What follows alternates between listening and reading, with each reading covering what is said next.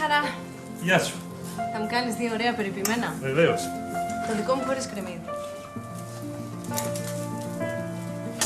Χαιρετίσματα στον αστυνόμο. Υπαστινόμος είναι. Θέλει μερικά χρονάκια ακόμα για προαγωγή.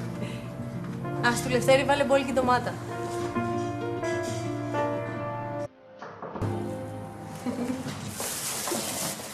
Σου έφερα να τσιμπήσεις.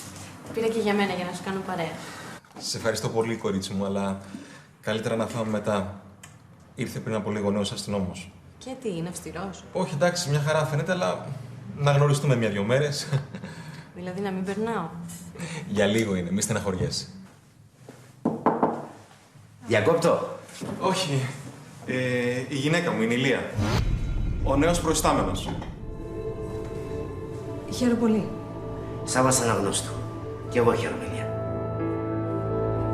Πρέπει να πάω να πάρω τη μικρή. Γεια σας.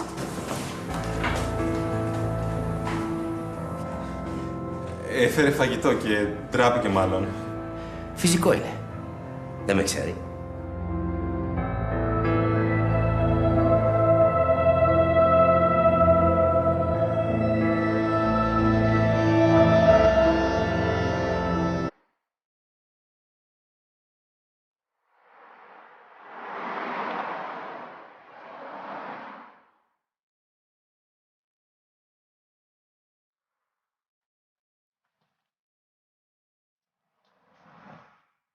Καλημέρα.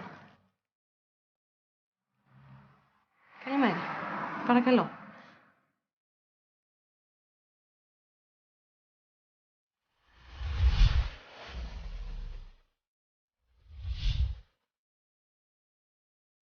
Πώς μπορώ να βοηθήσω?